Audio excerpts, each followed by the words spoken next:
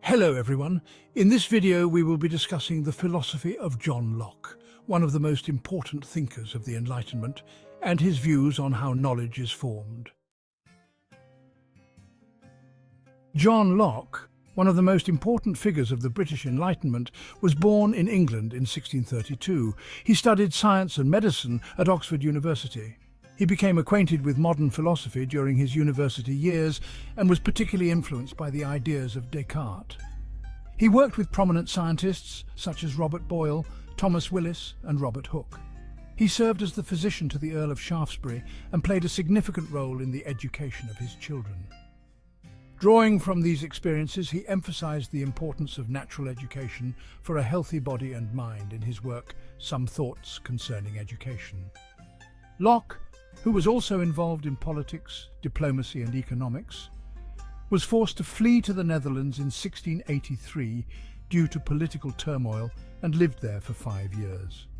He completed his famous work, An Essay Concerning Human Understanding in the Netherlands. Locke passed away in England in 1704. In addition to philosophy, John Locke, who also pondered on politics and social issues, has some notable works including An Essay Concerning Human Understanding, 2 Treatises of Government, Some Thoughts Concerning Education, A Letter Concerning Toleration, and A Letter Concerning Toleration. Locke is considered one of the most important philosophers of the European Enlightenment. With his ideas such as liberty, the guidance of reason, and liberation from dogma, he laid the foundations of Enlightenment thought. Locke's ideas continue to have an impact even today. As a prominent representative of empiricist philosophy, Locke was skeptical of the metaphysical systems created by philosophers such as Descartes, Spinoza, and Leibniz, and criticized rationalist thought which centers reason. Locke's most significant contribution to philosophy is his theory of knowledge. In his work, An Essay Concerning Human Understanding, Locke explains the purpose of the pursuit of knowledge as follows. Our objective is not to know everything, but to acquire the knowledge that will guide our actions. If we can discover the criteria by which human thoughts and actions should be governed, we need not be anxious about any lack of knowledge. According to Locke, the mind is not endowed with innate knowledge.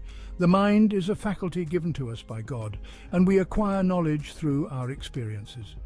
Locke argues that we possess no innate ideas, knowledge or principles.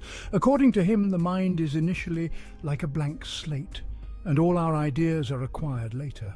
The notion that some ideas are innate stems from our inability to recall when we acquired them. Locke compares a child's mind to a blank sheet of paper on which we can write whatever we desire. When the child in later years finds nothing older in his mind and does not remember where these impressions came from, he concludes that these thoughts were given by God.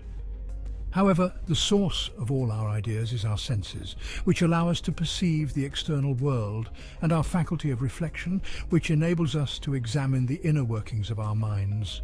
Locke calls these 2 sources sensation and reflection, respectively.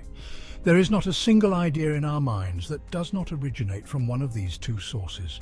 According to Locke, even the commencement of our thinking begins with sensation.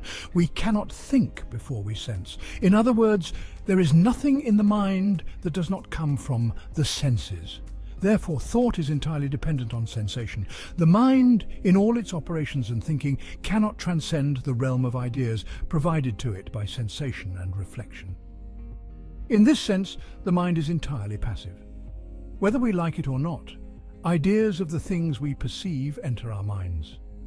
Just as a mirror cannot alter, erase, or reject the images formed by the objects placed before it, the mind also lacks the ability to reject, erase, or alter these ideas. According to Locke, there are 2 types of ideas: simple ideas and complex ideas. Simple ideas are the fundamental building blocks of all our knowledge and can only enter the mind through sensation and reflection. However, the mind, which is entirely passive in the formation of simple ideas, is active in the formation of complex ideas. In other words, the mind receives simple ideas and produces complex ideas. After receiving simple ideas, the mind has the ability to repeat, arrange, combine them with each other, and thus generate new complex ideas.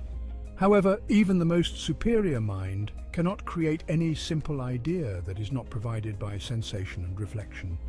On the other hand, according to Locke, simple ideas come to us either through a single sense, multiple senses, only through reflection, or through both sensation and reflection. Simple ideas that come to us through a single sense are colours, sounds, tastes, smells, and the most common one is the simple idea that Locke calls solidity or impenetrability. The idea of solidity, which comes to us through the sense of touch, is the idea most closely associated with physical objects. Those that come to us through multiple senses are ideas of space extension, occupying space, motion and rest. Through reflection, we acquire ideas of perception or the power of thinking, and will or the power of action. Both sensation and reflection enable us to acquire ideas such as joy, sorrow, power, existence, and unity. According to Locke, the formation of ideas requires the mind to possess the following abilities. First, perception, which is the initial step towards knowledge and the starting point of everything related to knowledge. Second, memory, which stores the ideas that enter the mind and brings back to mind the ideas that have faded after being imprinted on the mind. Third, the ability to clearly distinguish ideas from one another. Fourth, the ability to compare, which forms new ideas by establishing relationships between ideas. Fifth, the ability to combine, which brings together simple ideas to form complex ideas. And sixth, the ability to abstract. According to Locke, the ability that distinguishes the human mind from that of animals is abstraction. Abstraction manifests itself in language, which is unique to humans. According to Locke, if we had to denote every single idea that enters the mind with a word, we would need an infinite number of words. To prevent this, the mind generalizes the individual ideas it receives from objects. It separates the individual ideas it receives from the objects that give rise to them. The ability called abstraction enables the mind to perform this function. Based on these arguments, Locke makes a distinction between the mind and the objects external to us, and concludes that we can only know our own mental contents, that is, the aforementioned simple and complex ideas. We can know external objects through these ideas that they create in our minds.